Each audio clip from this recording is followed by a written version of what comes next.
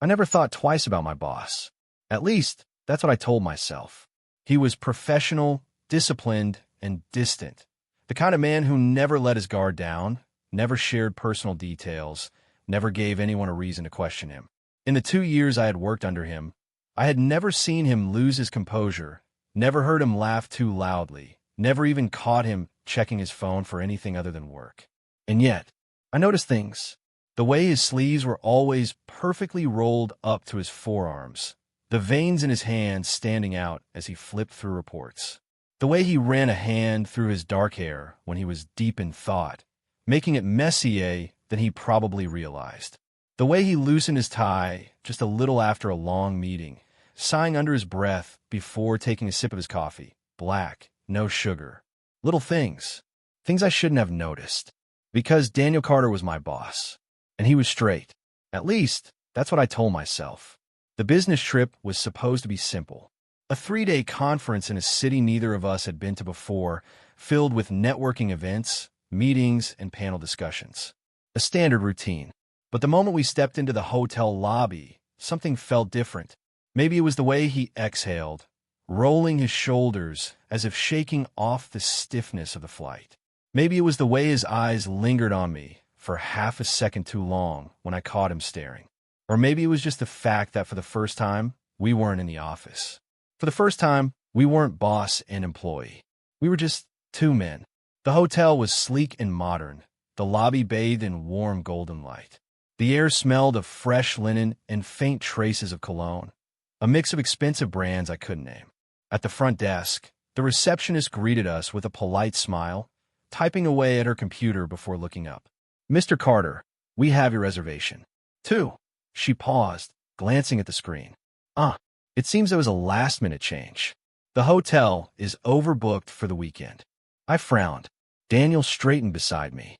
And the receptionist gave an apologetic smile. "Unfortunately, we only have a single suite available. It has 2 beds, of course." My breath hitched. Daniel was silent for a beat. Then he exhaled sharply, rubbing his temple. "Fine. That's fine." She handed him the key cards, and I forced myself to swallow down whatever strange feeling had settled in my chest. It was just a hotel room. 2 beds. Nothing to think about. Nothing at all. So why did it feel like everything had just shifted?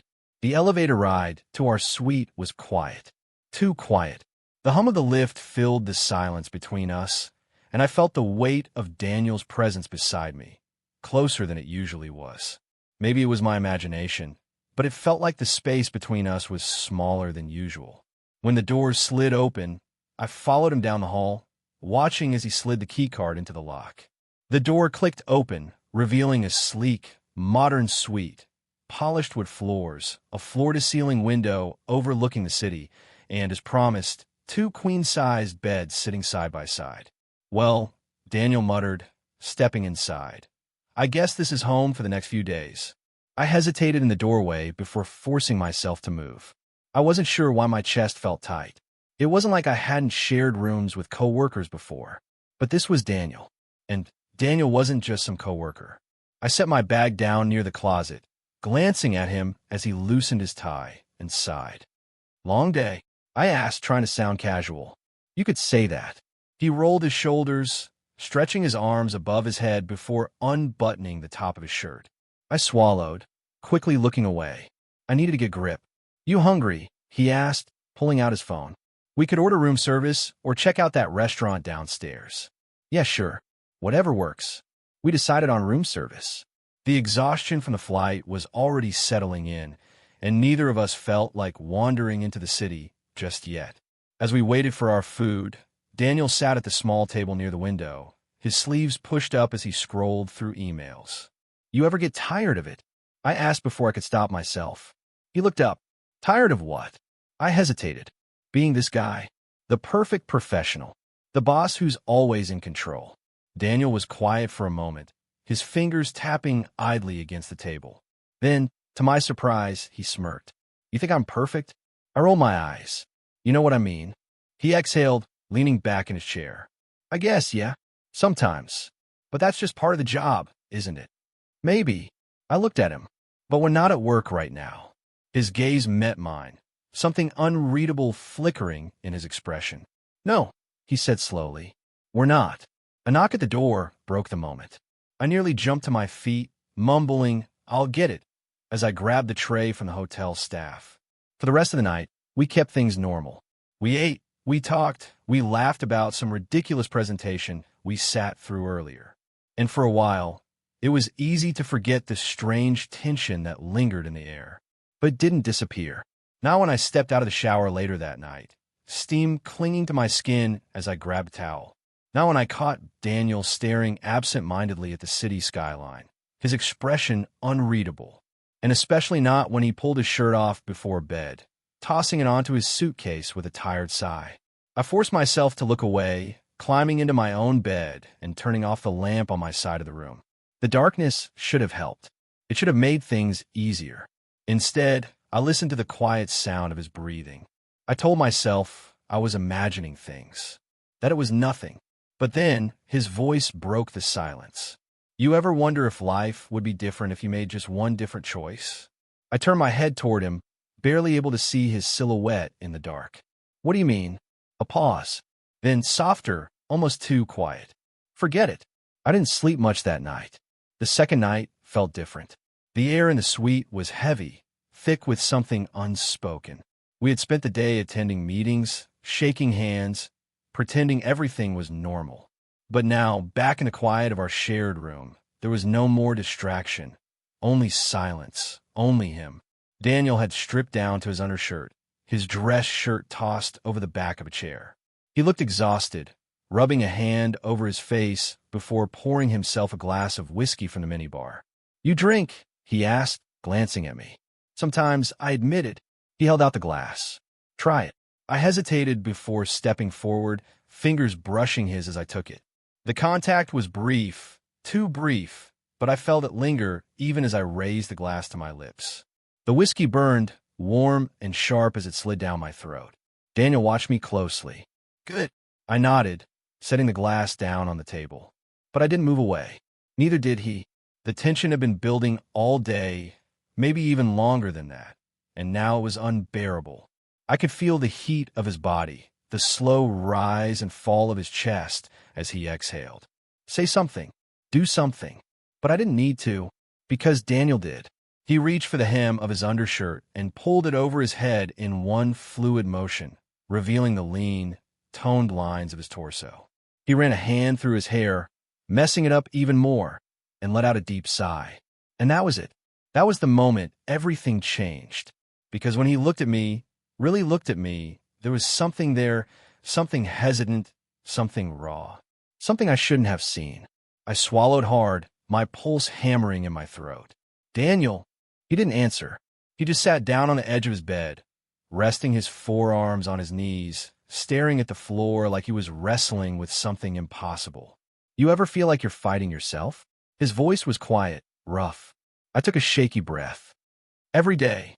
He exhaled, shaking his head with a dry laugh. He cut himself off, clenching his jaw.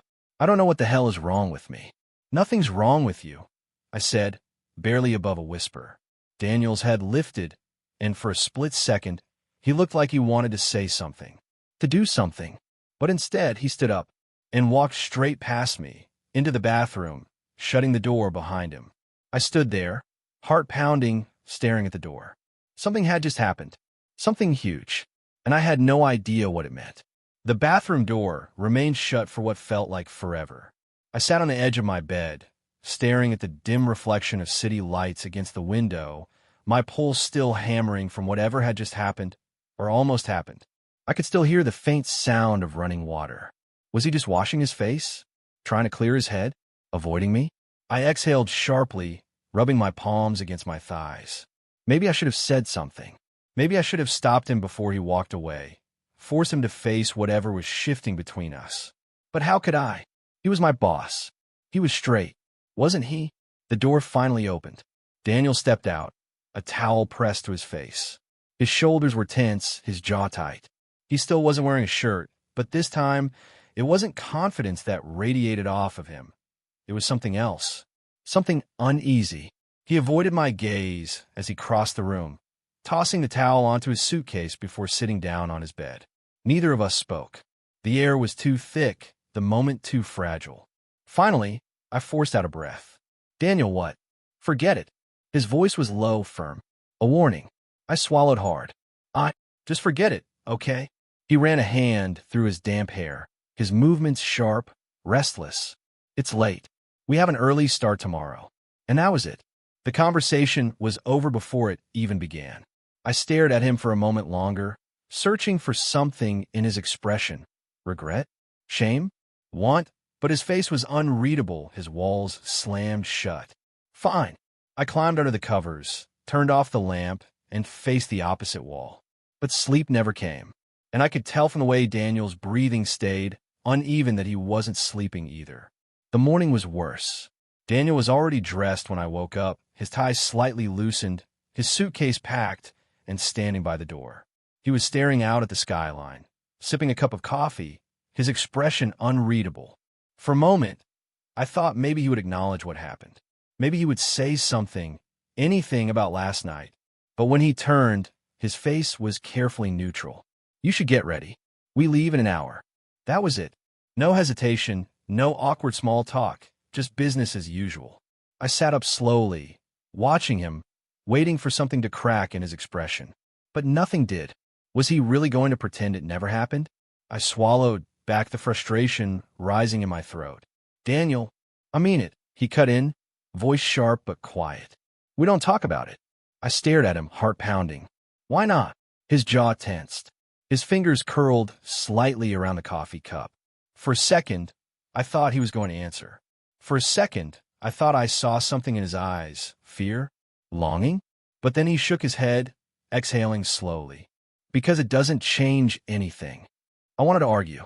I wanted to tell him that he was wrong, that it did change something, that I wasn't imagining the way he looked at me, the way he almost. But before I could find the words, his phone buzzed. He glanced at the screen, sighed, and grabbed his blazer. "Car will be downstairs in an hour," he said, already moving toward the door. "Don't be late." Then he was gone. I sat there, staring at the empty space he left behind, the sound of the door clicking shut ringing in my ears. My hands clenched into fists. Was this really the end of it? Was it going to go back to being Daniel the boss, Daniel the professional, Daniel who didn't feel anything? Or was he just running from me, from himself, from whatever the hell had happened between us? And more importantly, was I going to let him?